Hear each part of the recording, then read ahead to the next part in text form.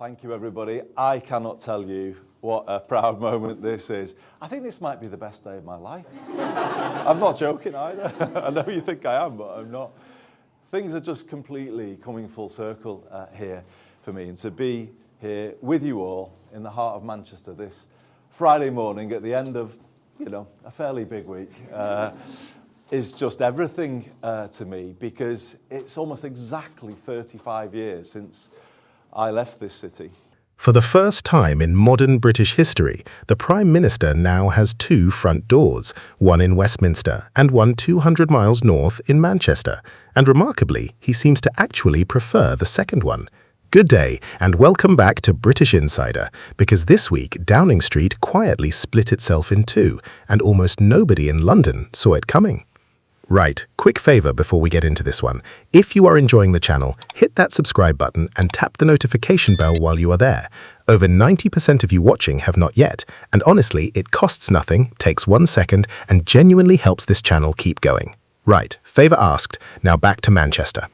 As a recently graduated young man, couldn't find a job in the city. It was in a pretty bad place at that time, it's fair to say. This is because the 80s had turned into the 90s. There wasn't much. And that really is an experience that I've never forgotten. My generation of people growing up here, and it's true of places all over the country, to get on in life, you had to leave where you were because things weren't here.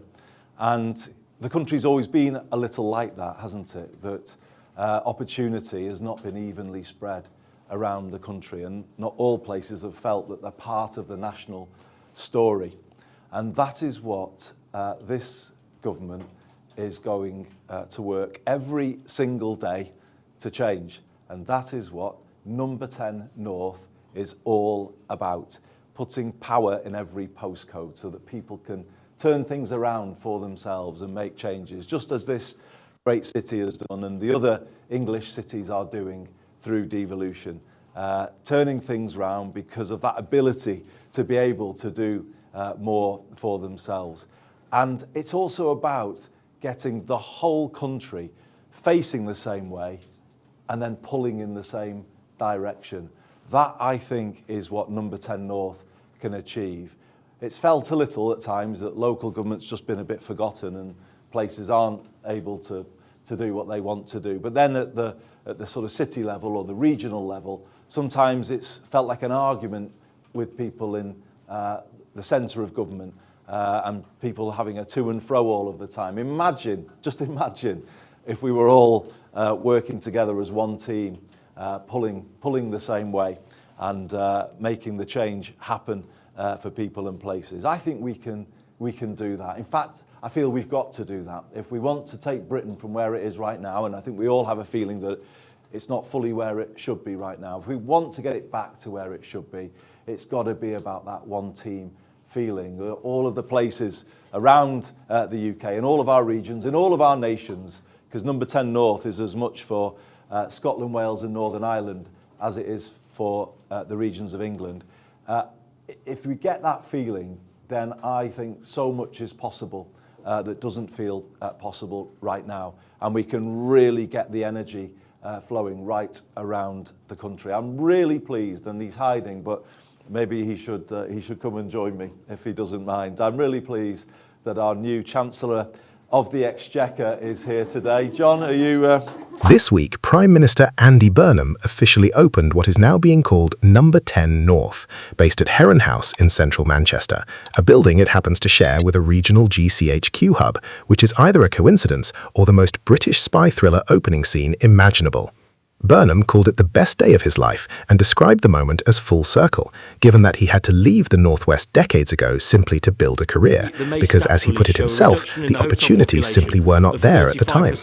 It is worth remembering where he actually started, growing up in a working-class household near Warrington, the son of a telephone engineer and a receptionist, long before Cambridge, long before Westminster.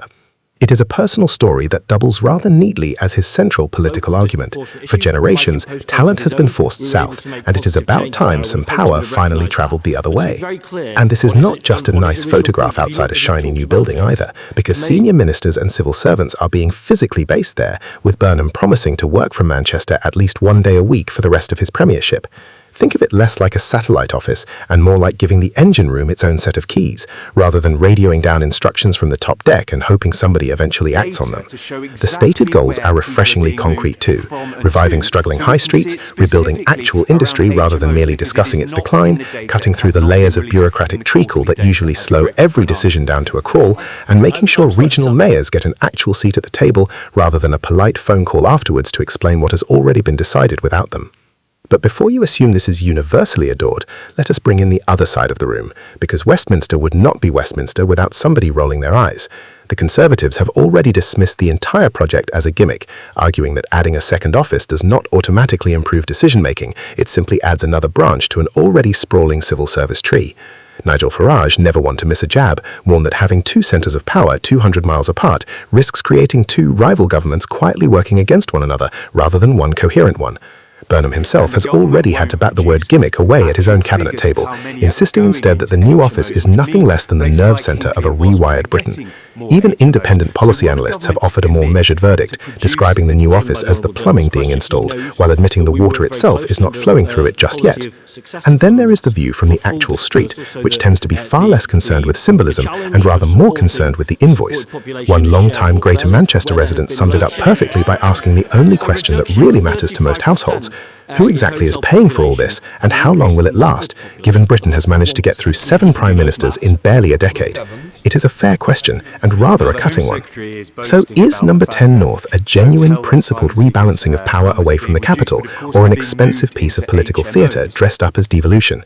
Honestly, the answer probably depends on what happens next, on whether real money and real decisions actually follow the ministers up the motorway, or whether Manchester simply ends up with a very nice building and London keeps every ounce of genuine control regardless. Burnham insists this is not a gimmick. History, rather unhelpfully, suggests we should wait and see before deciding who is right. Thank you so much for watching, and we will catch you in the next one. Blending in today, or are you...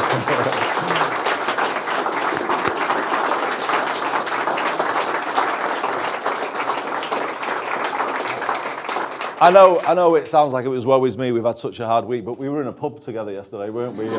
Rating pub snacks, which didn't look like quite hard work. But it's brilliant that you're here, John, and next to John is our first Secretary of State, Louise Haigh.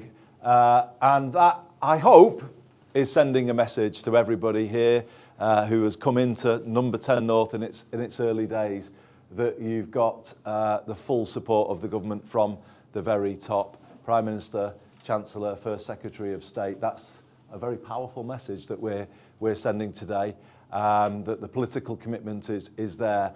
You know, this isn't about government working in its old way. It's about the Treasury, number 10, close together, the heart of government, then driving the same mission from here right out into all parts of the country. And I'm delighted that the Cabinet Secretary is here too today. Antonia, thank you for everything you have done to make today possible, because I also want to get the culture right, the relationship right between politicians and our brilliant civil servants, and then everyone feeling that they're all in the same, we're all in the same game together, and we're all working together, and we're all working hard to support each other. That's what this is all about.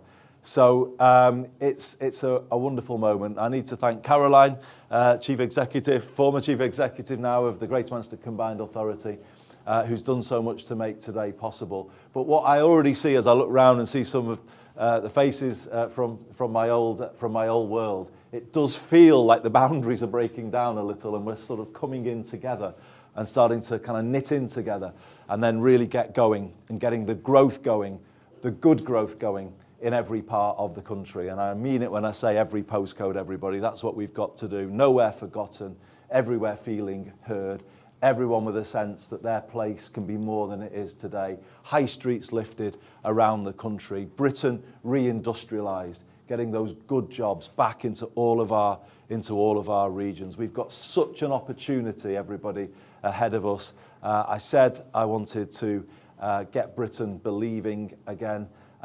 Today is a day where we hopefully can really build that sense, get Britain hoping again. I think we can do that together if we carry on working in this way. So it is such an amazing moment for me. It's everything I believe in, everything I've spent my whole life working towards. You know, a country that really does feel together, feel that all parts are involved and making their contribution. Number 10 North is going to take that up to the next level. Make no mistake, I just want to finish on this point. There'll be many voices out there. I can hear them all already, often London-based, but not exclusively. You know, they like to say, oh, this will just be another, the new levelling up or another sort of short-lived gimmick. And they'll also, I mean, they are saying, what's it going to cost? But I'm just going to say something now that I'm going to say in the meetings later. You know, what does it cost for everybody to troop down to London every time there's a meeting when you need to make an argument about something? What does that cost?